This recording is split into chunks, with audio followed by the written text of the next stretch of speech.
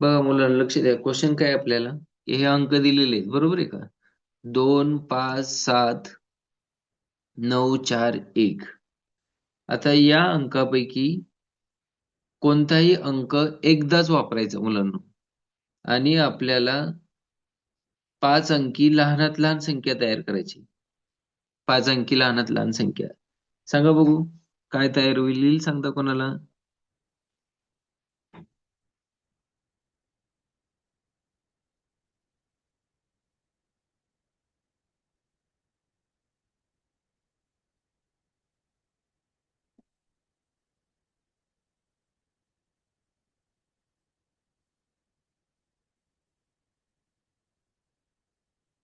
ज्ञानेश्वरी बाळा, ते 6 अंक झाले. आपल्याला देताना त्यांनी 6 अंक दिलेत.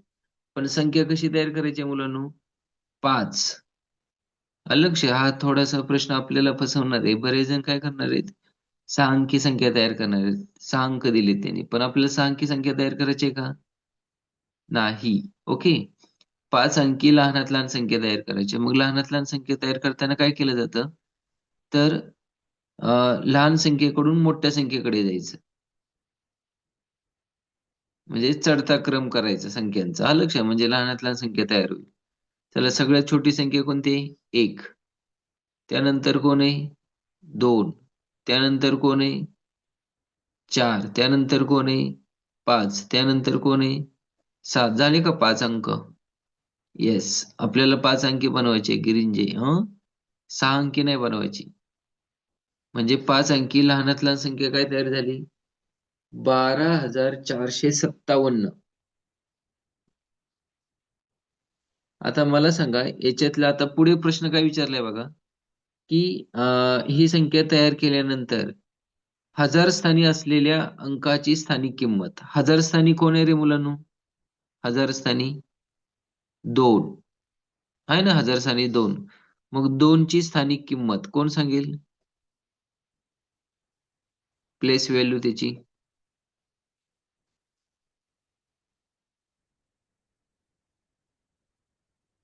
2,000. करेक्ट. आणि 2 ची दर्शिनी किंमत. दर्शिनी म्हणजे जी दिसती ती. आलं लक्षात? येस. जी आहे ती किंमत त्याची. 2. ओके. आता या दोन्ही गोष्टी काढल्या आपण, बरोबर आहे. आता पुढे काय करायचं आपल्याला, की त्यांच्यामधला फरक किती आहे हे काढायचंय. त्यांच्यामधला फरक किती आहे हे आपल्याला शोधायचंय. म्हणजे फरक बरोबर 2,000 वजा 2. करा बरं, 2,000 वजा 2.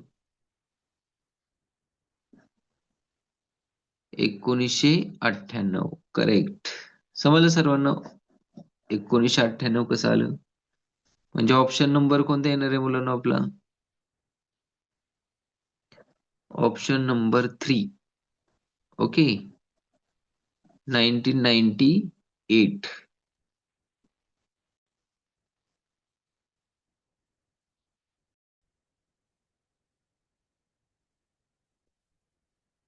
क्वेश्चन काय आहे बघा मुलांनो. 5 अंकी मोठ्यात मोठ्या नैसर्गिक संख्येत. तुम्ही लिहिताना प्रश्न सहित लिहायचं. 5 अंकी मोठ्यात मोठ्या नैसर्गिक संख्येत. आता आपल्याला काय करायचंय?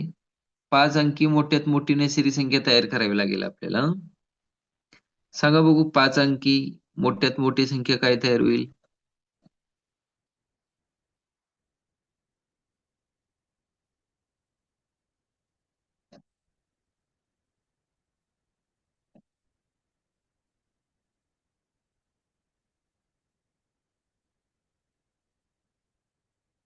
येस, करेक्ट उत्तर आहे सर्वांचं.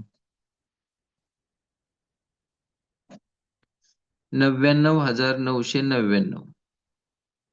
ओके. येस, ही 5 अंकी मोठ्यात मोठी संख्या आहे. प्रश्न व्यवस्थित वाचला ना मुलांना, आपल्याला उत्तर लगेच समजतं. त्याच्यामुळं आधी अगोदर काय समजला पाहिजे? प्रश्न आपल्याला व्यवस्थित समजला पाहिजे. जर आपल्याला प्रश्न व्यवस्थित समजला, तर त्या ठिकाणी आपण अँसर सहज काढू शकतो.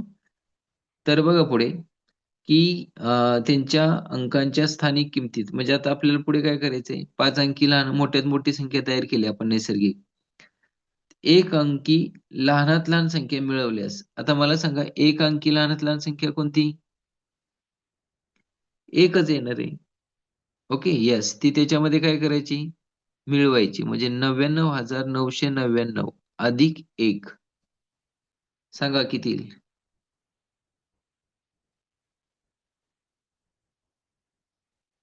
99,900. Yes, correct.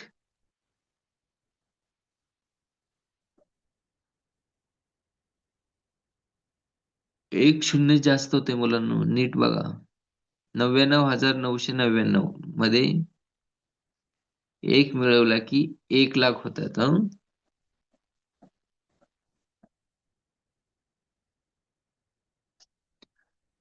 Okay, yes. आता पुढे काय दिलंय बघा आपल्याला, की शतक व दशक स्थानी असलेल्या अंकाची स्थानिक किंमत.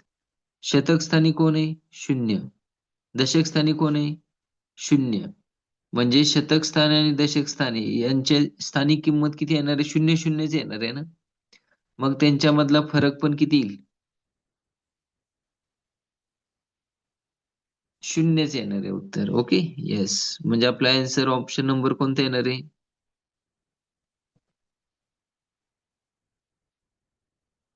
चौथा, 0. Okay, yes.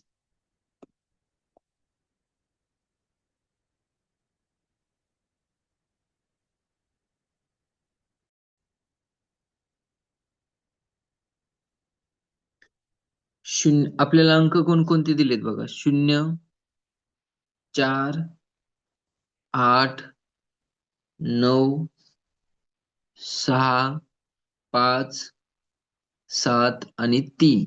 ओके, हे अंक दिलेत आपल्याला. 1, 2, 3, 4, 5, 6, 7, 8 अंक दिलेत. यापैकी बघा, प्रश्न व्यवस्थित समजून घेऊयात आपण. यापैकी कोणताही अंक एकदाच वापरून 5 अंकी मोठ्यात मोठी व लहानात लहान संख्या तयार करा. चला आता मग दिलेलं काम करू आपण. 5 अंकी मोठी संख्या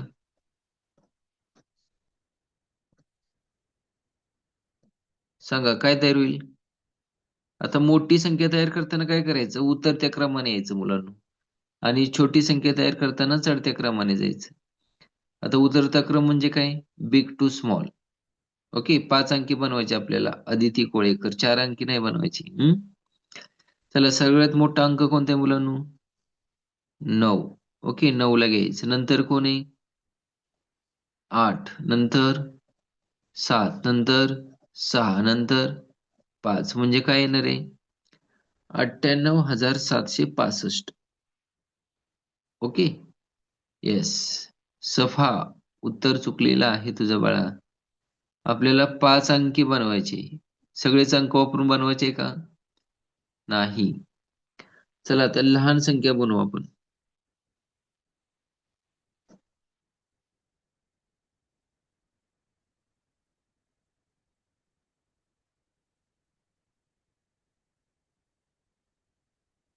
सांगा 5 अंकी लहान संख्या. आता लहान संख्या बनताना काय करायचं?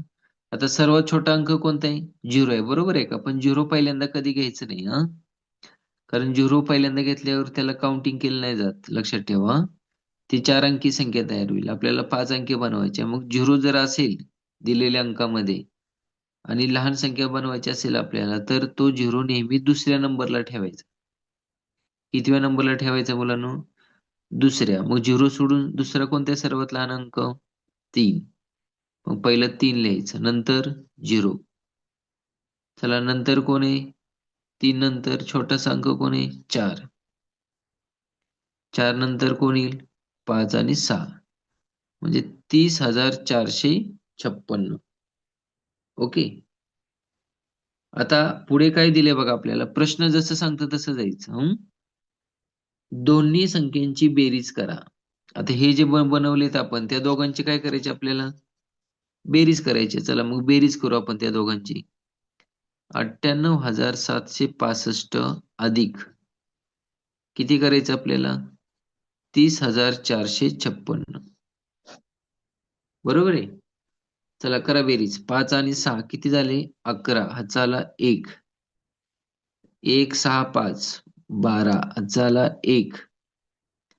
8 आणि 4 12, परत हातचे आले 1, 1 8 0 9 आणि 9 आणि 3 12, म्हणजे ती संख्या काय आली मुलांनो? 1,29,221. ओके. येस. चला आता त्याच्या पुढे आपण प्रश्न आहे मुलांनो, लक्षात ठेवा. काय प्रश्न आहे बघा. आलेल्या बेरजेतील शतक स्थानच्या अंकाची स्थानिक किंमत किती? आता शतक स्थानचा अंक कोणता आहे? 2. शतक स्थानच्या अंकाची स्थानिक किंमत